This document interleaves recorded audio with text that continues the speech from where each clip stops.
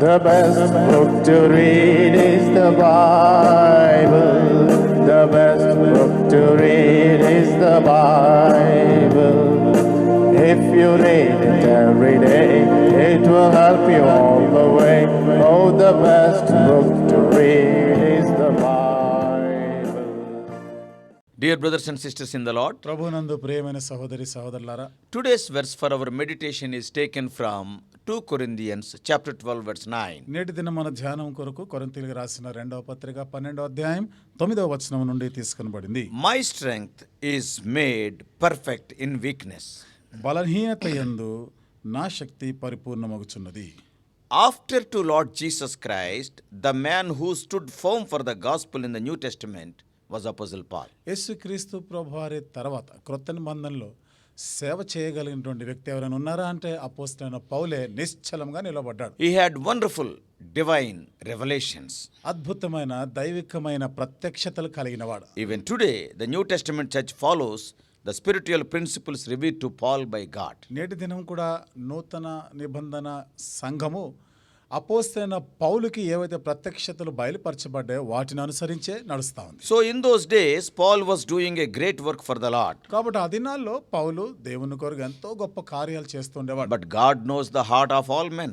అయితే మనుషులందరి హృదయాలను ఎరిగినవాడు దేవుడు. He knew that Paul could become proud due to great revelations that God was giving to the church through him. కాబట్టి దేవుడు పౌలు ద్వారా సంఘానికి ఇస్తున్నటువంటి ప్రత్యక్షతలను బట్టి పౌలు హెచ్చిపోతాడు అని దేవుడికి తెలుసు. No wonder Lord put a thorn in Paul's flesh. కాబట్టి ఎలాంటి ఆశ్చర్యపడేది అవసరం లేకుండా దేవుడు పౌలు జీవితంలో ఒక ముళ్ళు పెట్టనే ఉంటాడు. And that was trying and testing him. కాబట్టి అది అతన్ని ఎంతో పరీక్షిస్తూ పరిశోధిస్తా ఉండేది. It beat and buffeted him to the extremes of endurance. కాబట్టి సహించగలిగినంత కన్నా ఎక్కువగా అతను అది నలగగొడుతూ వచ్చింది. We don't know the exact nature of Paul's thorn. మరి పౌలుకి ఉన్నటువంటి ఆ ముళ్ళు నిజంగా అది ఏమిటిదో ఎలాంటిదో మనకు తెలియదు. But we do know that in addition to this satanic messenger, God permitted rejections and many other sufferings to his bond servant.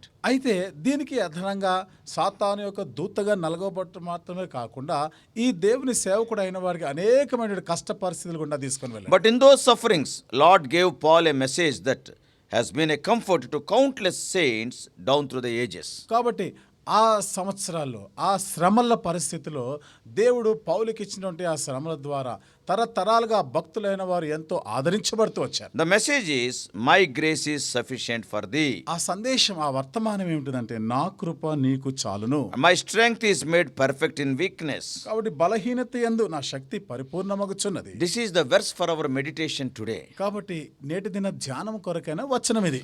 Paul repeatedly pleaded with the Lord to have this thorn in the flesh removed.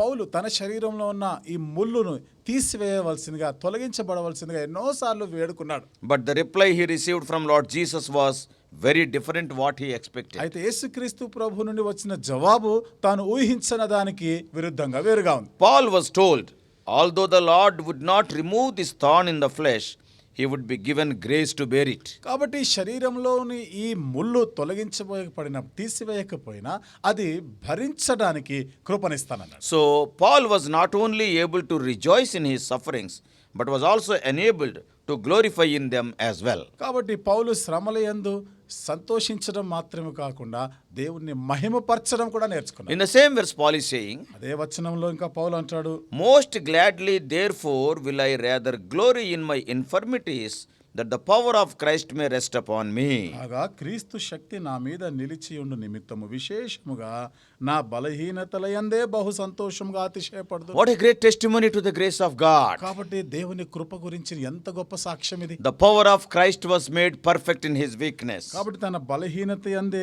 క్రీస్తు యొక్క శక్తి పరిపూర్ణమైంది. So no matter what you and I are facing, కాబట్టి నువ్వు నేను ఏ పరిస్థితులు ఎదుర్కొంటున్నా గానీ no matter what the tests and trials we encounter, కాబట్టి మనం ఎలాంటి పరీక్ష పరిశోధనలు ఎదుర్కొంటున్నప్పటికీ we have God's full assurance that his grace is sufficient for us all eventualities that may come on our way. కాబట్టి మనం ఎదుర్కోబోయే వాటన్నిటిలో కూడా దేవుని యొక్క కృప మనకు తోడుగా ఉంది అనేటువంటి నిశ్చయత ఉంటుంది. From this verse let us see few more truths. ఈ వచనం నుండి మరికొన్ని సత్యాలను మనం తెలుసుకుందాం. Number 1, మొదటిది, God's grace is sufficient for you.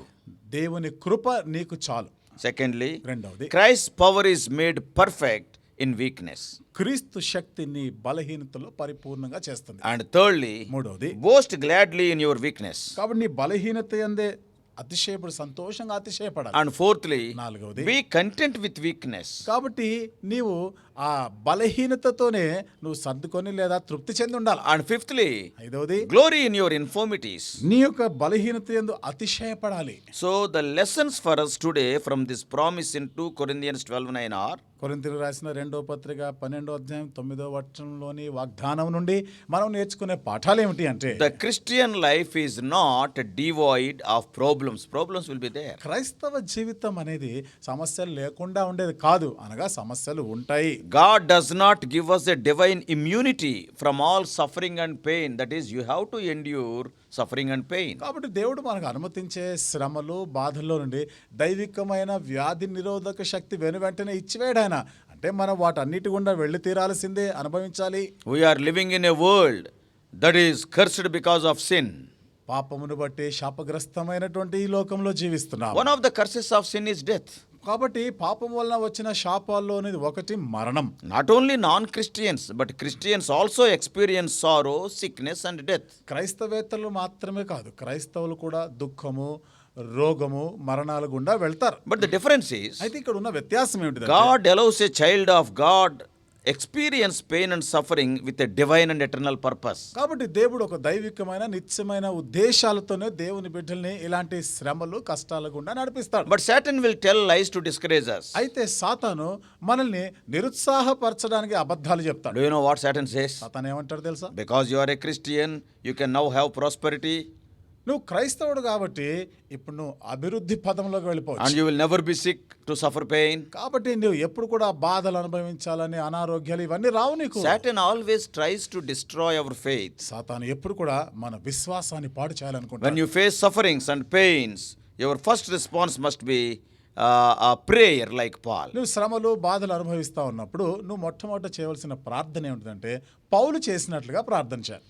Joseph Serivan of 19th century wrote the wonderful comforting hymn. 19వ శతాబ్దానికి చెందినటువంటి జోసెఫ్ సెరిమన్ అనే అతను ఒక అద్భుతమైనటువంటి ఒక చక్కని He wrote it in ఆదరించే మాట రాశాడు. 1857. 1857 సంవత్సరంలో రాశాడు. It is a very famous song. ఈ పాట చాలా ప్రఖ్యాతి అయిన పాట. That is, ఆ పాట ఏమిటిదంటే, what a friend we have in Jesus. కాబట్టి మనము యేసులో ఎంత గొప్ప మిత్రుడు మనకున్నాడు. All our sins and griefs to bear. మన పాపములు, మన దుఃఖములు అన్ని కూడా భరించేవాడు. What a privilege to carry everything to God in prayer. కాబట్టి ప్రార్థనలో మన భారములన్నీ కూడా ఆయన యొద్దకు తీసుకొని వెళ్ళడం ఎంత గొప్ప ఆధిక్యత. So prayer does not always mean that we automatically escape pain and sorrow or suffering. ప్రార్థన అంటే మన దుఃఖము, బాధలు వీటన్నిటి నుండి వాటవి తొలగించబడతాయి అన్నదాని కాదు. Even the prayer of Lord Jesus Christ in the Garden of Gethsemane was vetoed by the Father. God said no.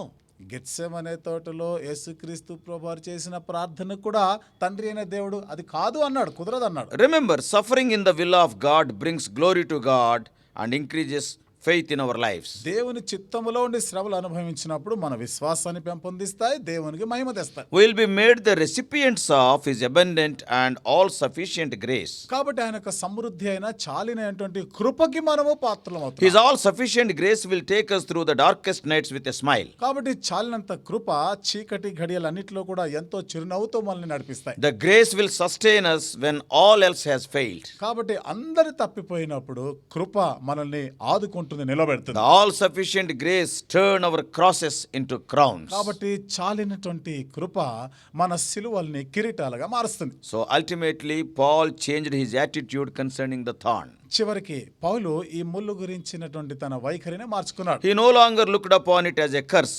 but he began to see it as a blessing. ఇక ఆ ముళ్ళుని శాపంగా కాక అది ఆశీర్వాదం, అది దీవెనగానే చూడడం మొదలుపెట్టాడు. He praised God for it. దానిని బట్టి దేవుని స్తుతించాడు. He says, ఆయన అన్నాడు, most gladly therefore will I rather glory in my infirmities. కాబట్టి నా బలహీనతల యందే నేను బహుగా సంతోషిస్తూ అతిశయిస్తాను. Psalmist also expressed the same in Psalm 119. కీర్తనకారుడు కూడా 119వ కీర్తనలో ఆ మాటే చెప్తున్నాడు. If you read verse 67 and 71, 71, 67 వచనము 71 వచనంలో చదివితే, before I was afflicted, I went astray, but now have I kept thy word. శ్రమ కలుగక మునుపు నేను త్రోవ విడిచితిని, ఇప్పుడు నీ వాక్యమును అనుసరించి It నడుచుకొనుచున్నాను. is good for me that I have been afflicted, that I might learn thy statutes. Verse 71. నేను నీ కట్టడలను నేర్చుకొనున్నట్లు శ్రమ నొంది ఉండుట నాకు మేలాయను. 71 వచనంలో God permitted affliction is often the time of our greatest spiritual growth. కాబట్టి దేవుని చేత అనుమతించబడినటువంటి ఈ బాధలు మన ఆత్మీయ జీవితంలో ఎదుగుదలనిస్తాయి. In the storm, the roots are forced to go deep. తుఫాన్లు వచ్చినప్పుడు ఆ చెట్టు వేర్లు ఇంకా లోపలికి నాటుకుంటాయి. Affliction develops deep relationship with God. కాబట్టి బాధలు ఏం చేస్తాయంటే దేవునితో మన సంబంధాన్ని ఇంకా పెంపొందిస్తాయి. There is a saying, ఇంకో మాట చెప్తా ఉంటారు, no pain, no gain. చూడండి, నొప్పి లేనిదే మనకి లాభం ఉండదు, ప్రయోజనం That ఉండదు. is true in our spiritual lives also. మన ఆత్మీయ జీవితంలో కూడా ఇది సత్యం. So today, by abiding in the will of God, are you suffering? నేటి దినాన దేవుని చిత్తములో నిలిచేటను బట్టి శ్రమలు పాలవుతున్నావా? Remember, this suffering is allowed by God for His glory and for your spiritual growth. గుర్తించుకో, ఈ శ్రమలన్నీ కూడా దేవుని నామ మహిమ కొరకు, నీ ఆత్మీయ జీవితంలో ఎదుగుదల కొరకే వచ్చాయి. Gladly bear it. కాబట్టి సంతోషంగా నువ్వు దాన్ని భరించు. Satan will be put to shame shortly. కాబట్టి అతి త్వరలోనే సాతానుడు సిగ్గుపరచబడబోతున్నాడు. The cross which is buffeting you today will be turned as your eternal crown in future. ఈ రోజు నేను నలగగొడుతున్నటువంటి ఈ సిలువ రాబో దినాల్లో భవిష్యత్తులో నిత్యమైనటువంటి మకుటంగా మారుస్తుంది. May God help you to have the right understanding of the sufferings you are going through. కాబట్టి నువ్వు ఏ శ్రమల గుండా వెళ్తున్నావో దాని గురించి ఒక సరి అయినటువంటి గ్రహింపు కలిగి ఉండలాగిన దేవుడు నీకు సహాయం చేయనుగాక. May God help you. దేవుడు నీకు సహాయం చేయనుగాక. Dear brothers and sisters, ప్రియమైన సహోదరి సహోదరులారా, at the end of every message, 3 to 4 slides are uploaded. ప్రతి వర్తమానంకి ముగింపులో చివరి భాగంలో ఒక 3-4 స్లైడ్స్ కూడా ఉంచబడ్డాయి. And they are more informative. అవి ఎక్కువైన సమాచారాన్ని మనకిస్తాయి. And please go through them also. దయచేసి వాటిని కూడా వీక్షించండి.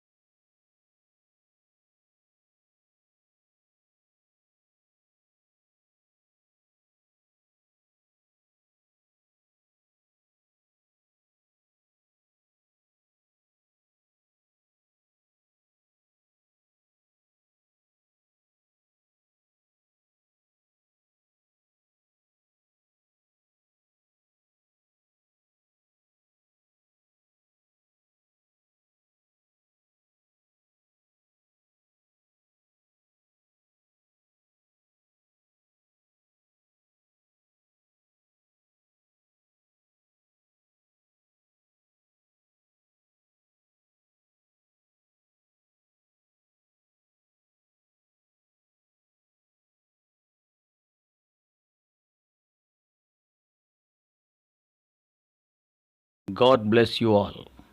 Please subscribe for more spiritual messages on YouTube channel John Victor Hebron.